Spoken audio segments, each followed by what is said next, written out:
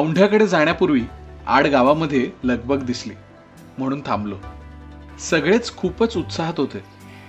आज त्यांच्या मित्रांचा सण, सर्जा राजा, ढवळ्या पवळ्याप्रती कृतज्ञता व्यक्त करण्याचा दिवस, बैलपोळा.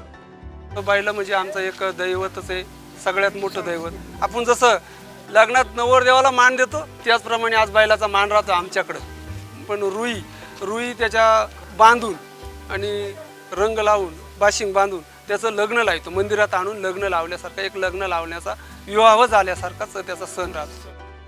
निसर्गातले जे जे घटक आपलं आयुष्य सुकर करतात त्यांच्याबद्दलच्या भावना व्यक्त करण्याची केवढी उदात्त परंपरा आपल्या संस्कृतीमध्ये आहे.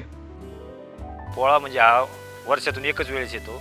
आमच्या जमिनीचे पीक पाणी भरपूर त्यांच्यापासून पिकती, त्याच्यामुळं आम्ही त्यांच्यावाला वर्षातला हा सण खूप आनंदाने साजरा करतो. एकाचं नाव पोपट्या, एकाचं नाव दिवाण्या. पोपट्या त्या बाजूचा आहे, दिवाण्या या बाजूचा आहे. बैलांना सजवण्याचं काम सुरू होतं. ज्याला जसं जमेल, जसं सुचेल तसे बैल सजत होते. आज त्यांना त्यांच्या नेहमीच्या कामातून पूर्ण विश्रांती.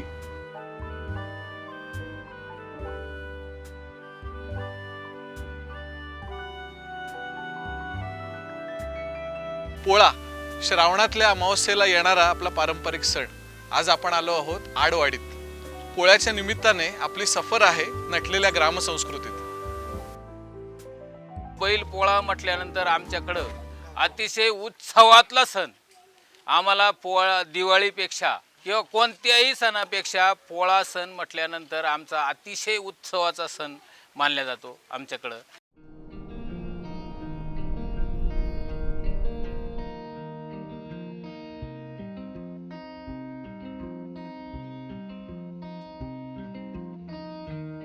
सजवलेल्या सगळ्या बैलांची गावातून वाजत गाजत मिरवणूक काढली. सगळं गाव त्यात सहभागी झालं होतं.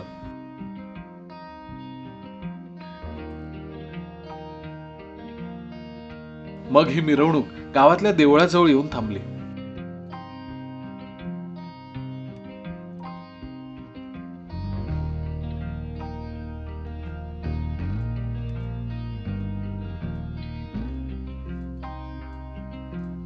नारळ वाढवण्यात आले आणि मग त्यांना आपापल्या घरी नेण्यात आलं.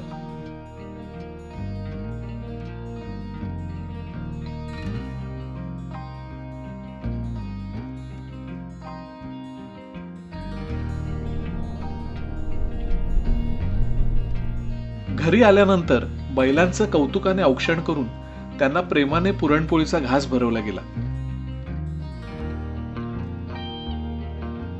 हा आपला सच्चा मित्र आहे हे या चिमुकल्याला या वयातही कळलंय.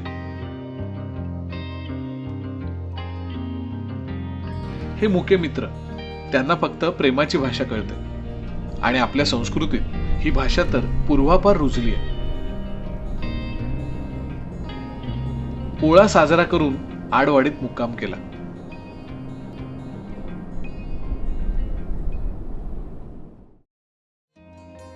आता आडवाडीतून औंढ्याकडे निघालोय. औंढा किल्ला किंवा आज औंढ्याचा सुळका म्हणून ओळखल्या जाणाऱ्या किल्ल्याच्या पायथ्याचं हे गाव. इथूनच पुढे छोटीशी औंढ्याची वाडी लागते, जी पूर्वी गडाची पेठ होती. तिथूनच आपण गडाकडे जाणार आहोत. इथला हा सगळाच प्रदेश रेन कॅचमेंट एरियामध्ये असल्याने इथे चांगलाच पाऊस पडतो. परिणामी इथे शेती चांगली होते. पण शेतकरी मात्र पावसाने सुखी झाला असला तरी निसर्गाचा समतोल मात्र इथे ढासळला आहे. मधल्या काही वर्षात इथे औद्योगिकरणाच्या नावाखाली प्रचंड प्रमाणात वृक्षतोड झाली. याचा परिणाम इथल्या सृष्टीवर न झाला तरच नवल. वाटेत एक पाणदिवड दिसलं, चेकड किलबॅक. त्याला पायवाटेवरून बाजूला केलं.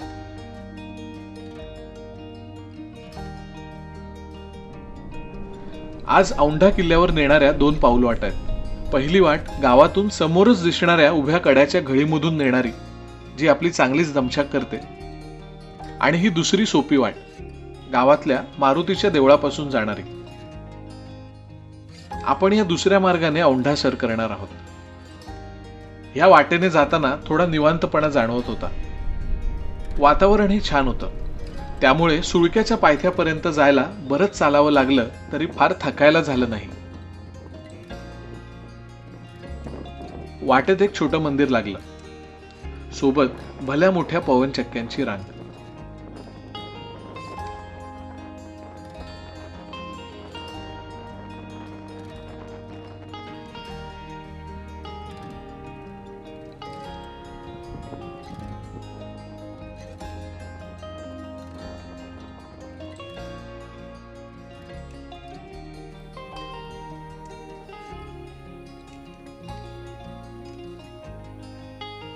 पठारावरून आपण आता कातळात शिरतोय आणि समोर या प्राचीन कातळात कोरलेल्या पायऱ्या लागतात.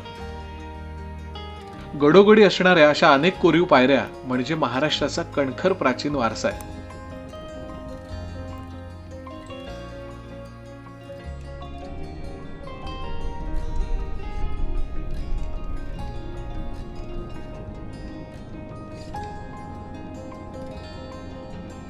एकतर चढायला असाही हा कठीण किल्ला म्हणून गणला जातो, त्यामुळे पावसाळ्यात हा सुळका सर करणं अतिशय अवघड.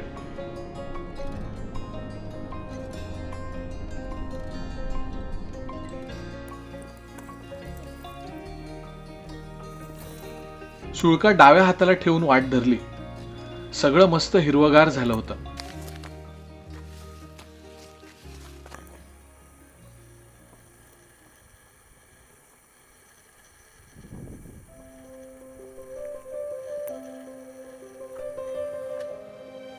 पायथ्याशी हे वातावरण खूपच छान वाटत होतं, पण सुळका चढायला लागलो आणि जाणवलं पावसात इथे येणं किती रिस्की आहे.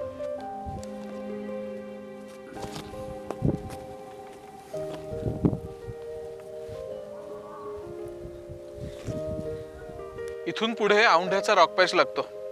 आपल्याला मावळ्यासारखं डोंगराला बिलगून चढाई करावी लागणार आहे.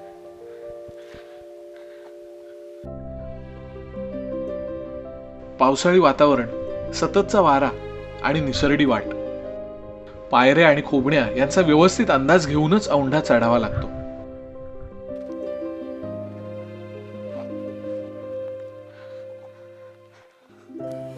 पावसामुळे वाट निसरडी झाल्यामुळे मी सर्वांना सांगेन की औंढा किल्ल्यावर पावसाळा संपल्यावरच येणं चांगलं राहील. आता पुन्हा हे उतरायचं कसं हा विचारही डोक्यात सुरूच होता.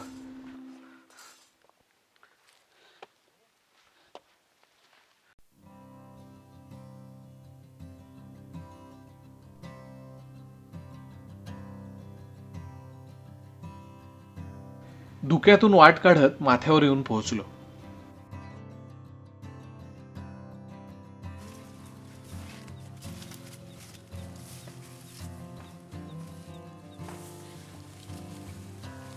औंढ्याच्या माथ्यावर असणारी ही आहे प्राचीन कोरीव गुहा आणि त्याच्या शेजारीच हे पाण्याचं टाकं.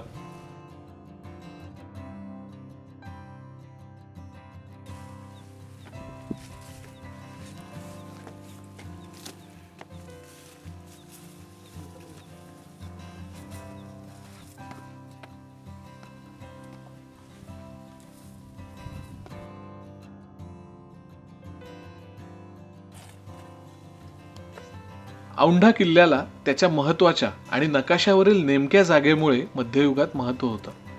1888 पर्यंत हा किल्ला मराठ्यांच्या ताब्यात होता. शंभूराजांच्या मृत्यूनंतर तो मुघलांनी जिंकून घेतला आणि सरदार श्यामसिंग यांची किल्लेदार म्हणून नेमणूक झाली होती.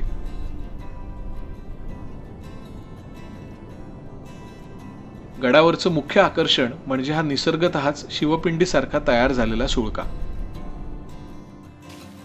औंढा किल्ल्याचा माथा हा आटोपशीर आहे आणि तो सकाळपासून धुक्यात लपेटलेला आहे.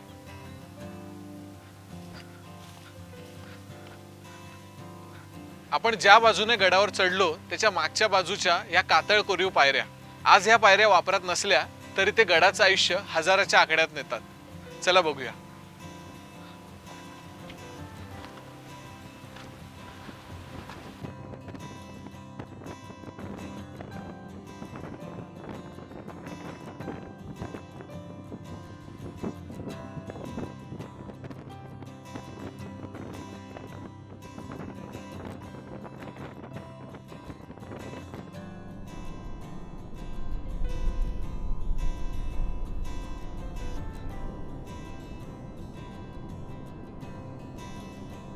औंढा किल्ल्यावरून समोरच पट्टा किल्ला आणि आजूबाजूचा प्रदेश विलक्षण सुंदर दिसतो. ह्या डोंगरांच्या अंगाखांद्यावर तयार झालेल्या आजच्या घाटवाटा निसर्गाच्या सौंदर्यावर आपली एक सुबक नक्षी कोरतात. औंढा किल्ल्याला पाठीशी ठेवून आपण आता पट्टा किल्ल्याच्या दिशेने निघूया.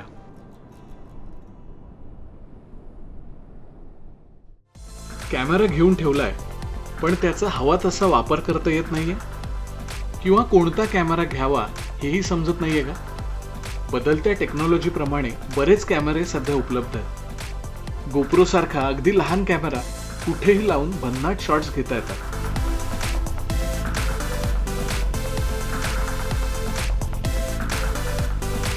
पाण्याखालचं शूटिंग, कॅमेरा सायकलला माउंट करून, सेल्फी स्टिकला अडकवून, किंवा एखादा स्लो मोशन शॉट, अशा अनेक गोष्टी आपण एक्सप्लोअर करू शकतो.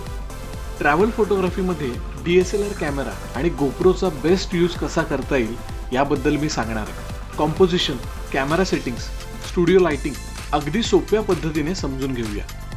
नमस्कार, मी स्वप्नील पवार. गेली 12 वर्ष फोटोग्राफी शिकवतोय आणि आता माझे सगळे कोर्स मराठीतून डिजिटल स्वरूपात ऑनलाईन सुरू करतोय. नक्की सहभागी व्हा.